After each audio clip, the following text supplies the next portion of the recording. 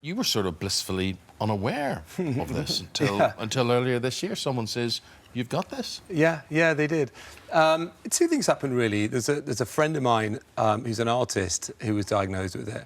And his wife said to my wife, I think Richard's got it too. Why don't you go and get checked out? And I live in the States at the moment, and I did a particularly American thing of going to see a therapist. And the therapist said the same thing. He said, you know, I think you've got ADHD and you should go and have a diagnosis. So had this diagnosis, and it's quite a long process. You go through, you fill out a huge questionnaire, and then my wife had to fill out an enormous questionnaire.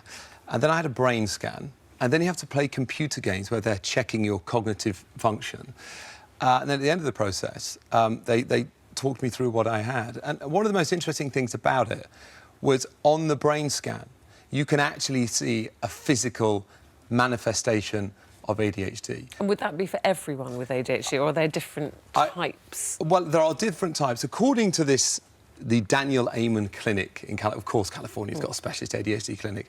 There are 7 types, and I have 2 overlapping. And that doesn't mean I've got it twice as strongly. What was worrying you, Richard, that you sought this diagnosis? Was it worrying you, or were you just curious about this? Or? No, it was basically I was causing chaos, really, for my family and for my wife in particular, on 2 fronts. One, this is going to sound trivial, but actually it adds up to quite a lot. One thing that happens to a lot of people with ADHD is they forget many day-to-day things. So you lose your credit card, you lose your passport, you lose your car key. So I would lose my credit card, and then I'd nick my wife's credit card, and then she'd go to a petrol station and find she hadn't got her credit card on her because I'd nicked it. I once left a passport on a urinal in Italy. I was filming a TV show in Croatia, and I had to get smuggled in the back of a car into Croatia because I'd lost my passport. But there's this constant sense of chaos because your brain can't map somehow. When I go to the gym, I absolutely cannot for the life of me remember what locker I've put my stuff in. So that was causing chaos. And then I was drinking too much as well and going out too much, and this can also be a side effect of ADHD. And so, as I said earlier at the start of the show, for me there are many upsides to ADHD. It's not a sad story. You want to retain who you are, but you want to smooth out the rough, dangerous edges. So listen on there. Anything you can identify with, pick up the phone. We've got a phono coming on later on the programme, and the number there on your screen. Just wanted to point that out. Were you relieved to get a diagnosis? Were you surprised? Did any of your family ever say that they thought you might have something like this? Yeah, they had mentioned it, and other people had mentioned it. And I wasn't surprised because by the time I got the diagnosis, I'd understood, more about it. And no, in many ways, I was pleased to get it. And one really important thing that happened is my wife came with me, Rebecca came with me, on diagnosis day.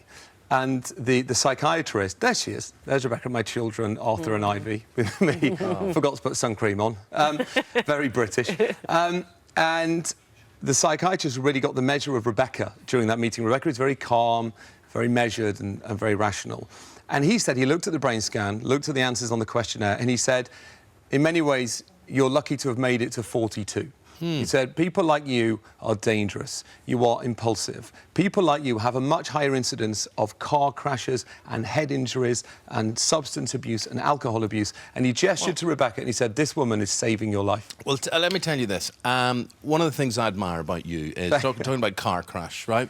Your career could have been a total... I think it's a car crash. Could have been, right? Yeah.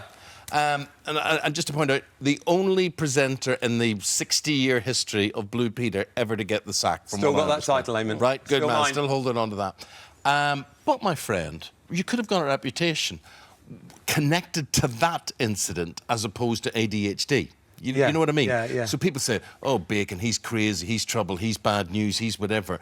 But this could be your ADHD, not the situation of Blue Peter. So, my friend, respect to you for keeping yourself on the rails, I suppose is what I'm trying to say. Yeah. Has that been difficult? It has. Reputationally? I suppose that what's interesting about that incident, which is nearly 20 years ago now, is it does follow you around. And whenever I'm mentioned in newspapers, that comes up straight away. But I suppose over time, you you know, I work in America now. I host a TV show in America. And when I've been interviewed for jobs there, I just bring it up straight away because I know they're going to see it on Google. And it's such a distant event that it doesn't really seem to matter anymore. But in a way, the ADHD diagnosis made me understand that chapter of my life better as well. You talk about drinking too much, you know, taking drugs. Do you think that is related now in hindsight? I think it is related, and I have to be careful here, and I know we've got a doctor coming on later, because just because I've had a diagnosis, it doesn't make me some kind of medical expert on ADHD. But what the brain scan showed is that I have lower blood flow to the front of the brain, called the prefrontal cortex, than you guys have. And it's too simplistic to say that having ADHD makes you drink or makes you, as a young man, take drugs, because that implies it takes away free will. It doesn't. But there is an element of, part of the picture is you're reaching for stimulants because you're subconsciously trying to increase or mimic that blood flow at the front of the brain.